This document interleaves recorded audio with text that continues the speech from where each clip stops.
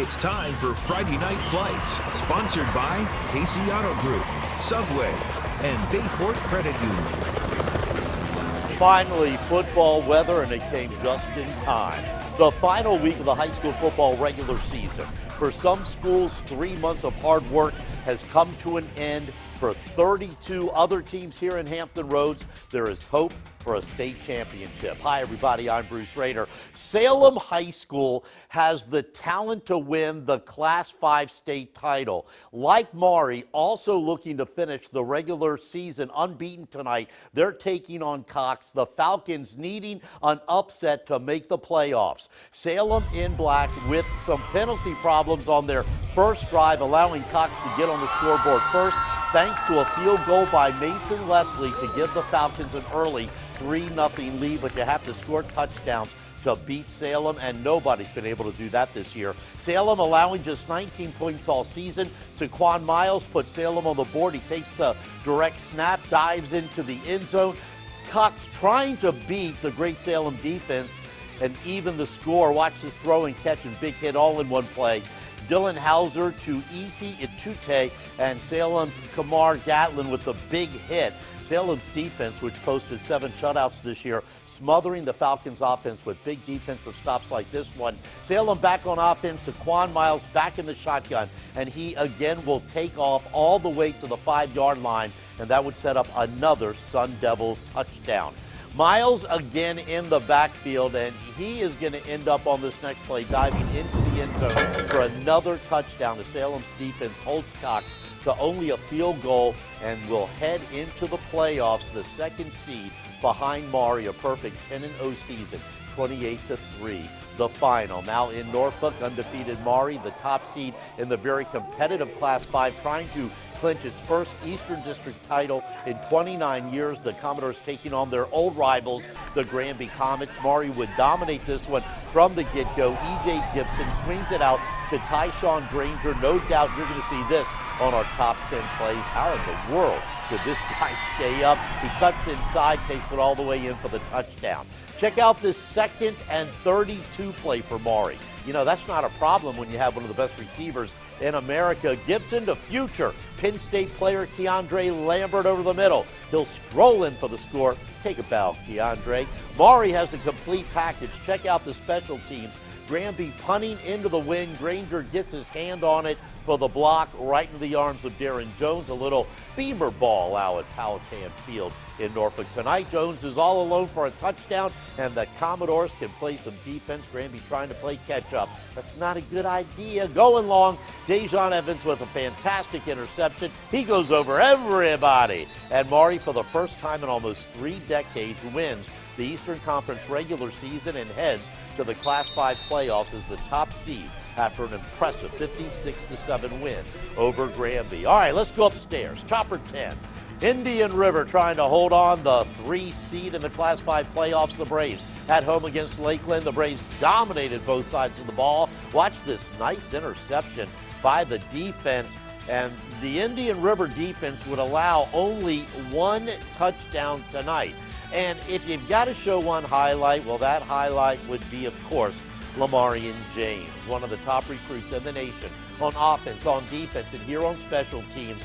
A 93-yard punt return for Lamarian James. Indian River holds on to the 3 seed with an easy 58-7 win.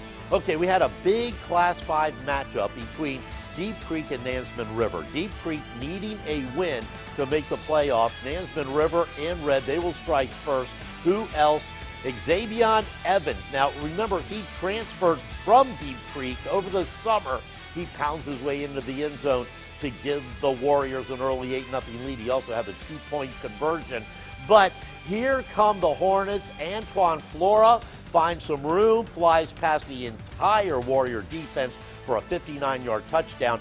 Deep Creek looking for more, but this time Jaden Bailey's pass is picked off by Marlon Sellers, and he's going to take it deep into Deep Creek territory. Xavier Evans, though, just a little too much. 224 yards and 5 touchdowns as he single-handedly beats his former team. Nansemond River advances to the playoffs with a 45-35 win. Princess Anne in white, having one of its best seasons in years, advanced to the Class 5 playoffs tonight against TALLWOod. PA takes a 28-0 halftime lead, but look at the nice reverse. That's going to set up TALLWOod's first touchdown. Gunnar White takes the pitch out and will dive into the end zone. Now, the two-point conversion would be good, and TALLWOod would finally get on the board. But Princess Anne's offense, well, it's just awesome. Zakar Brown with a nice run. Now, he is eventually going to be run down by Darian Henderson inside the 10-yard line. But you know what? Princess Anne has so many weapons. A few plays later, Tony Grimes goes around the edge for another Cavalier touchdown. PA up 35-8 and would put it away. Zakir again pounding his way into the end zone as the Cavaliers beat TALLWOod 41-14 and now advance to what will be a very, very tough Class 5 playoff. Now, more scores from the beach. The Kellam Knights take down the Chiefs of Kempsville 38-21. Ocean Lakes, the 2 seed in Class 6, barrels over Bayside 48-10. Ocean Lakes finishes the season 7-3, just behind Oscar Smith. And speaking of Oscar Smith, with new coach Chris Scott calling the shots, the Tigers have steamrolled through the Southeastern District, going undefeated in district play after opening the season with that big loss to Class 5 power Highland Springs from Richmond. 2 powerhouses. Oscar Smith looking to nail down the top seed in Class 6 tonight. Now, you may have seen Chopper 10 flying over Great Bridge. Oscar Smith in white. Quarterback Ethan Vasco. He's having a great season. He can pass, he can run, he stays on his feet, he finds the corner for the touchdown. But as I mentioned, Vasco can also hurt you through the air. Watch this perfect floater. He finds Raymond Hall for a 36-yard touchdown. Now, if Oscar Smith gets the ball in the red zone, expect him to score. Vasco again to Hall. This will give Oscar Smith a 21-0 lead. And who says special teams don't win games? Great Bridge back to punt. The Tigers special team recovers in the end zone as the Tigers clinch the top seed with a 69-13 win over the Wildcats in Class 6. In Suffolk, both Grassfield and Kings Fork trying to keep their playoff hopes alive. Second half, Kings Fork in red leads at 16-7. Leonte Johnson picked off by Ethan Benvijay, who's going to turn the defense into instant offense all the way to the house for the Grizzly touchdown. Now, Kings Fork still leads 16-13 headed into the final period after a Grassfield fumble. Kings Fork makes them pay. Cameron Butler connects with Kahari Rogers for the score. Kings Fork now takes a 24-13 lead, but Grassfield would answer with a touchdown to make it a 5-point game, just under 5 minutes left. And Stevan Milan gets the call on the go-ahead touchdown to give Grassfield the lead and ultimately the win. The Grizzlies storm back to stun Kings Fork 26-24. Already a part of the playoff picture, Lansdowne was looking to spoil senior night at Green Run. Lansdowne in white trying to get on the board first, but Christopher Pierce's pass goes through the hands of his receiver and into the hands of Lakeem Rudolph. Lansdowne again trying to score. But let me tell you something. The Green Run defense had a good night tonight. The big man, Devon Shine, coming up with a big defensive play. But Lansdowne with a little too much talent. Luke Manhaskin with the carry, watching as he's going to stride right up the middle for the Lansdowne touchdown.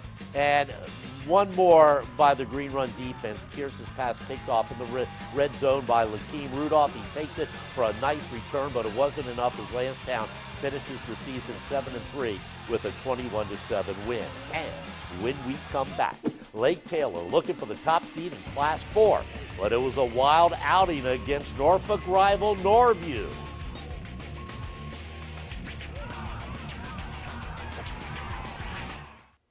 Welcome back. In Class 4, the top seed in the region belongs to Lake Taylor. Now, no real surprise there, especially when the Titans have the sensational running back Malik Newton, a mainstay on Friday Night Flights this year. But they got into a shootout with Norview tonight. Pay attention. Late in the first quarter, Lake Taylor up 14-7.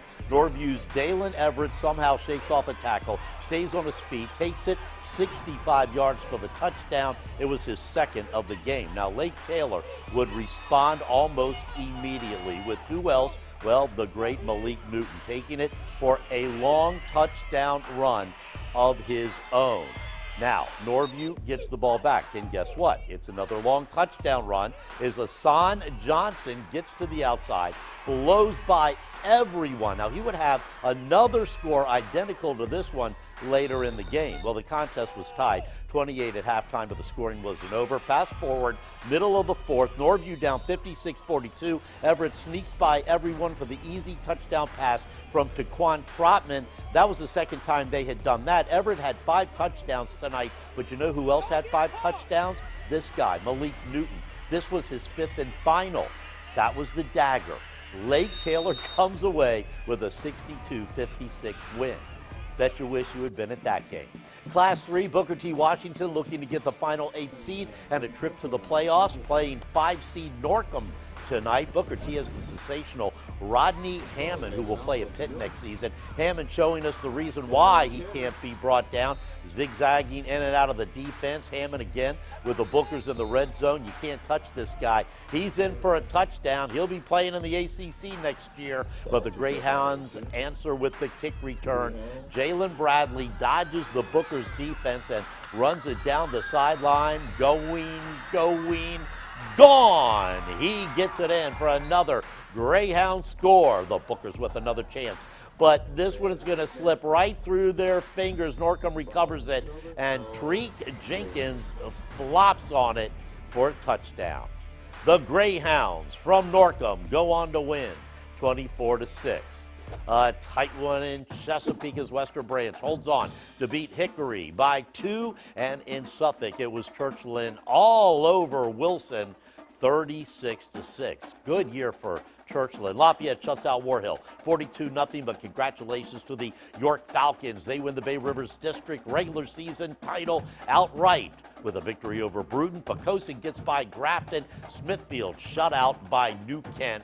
And in the Division III private school playoffs, Portsmouth Christian's season ends after a 9-point loss to top-ranked Roanoke Catholic on the road, and we'll be right back.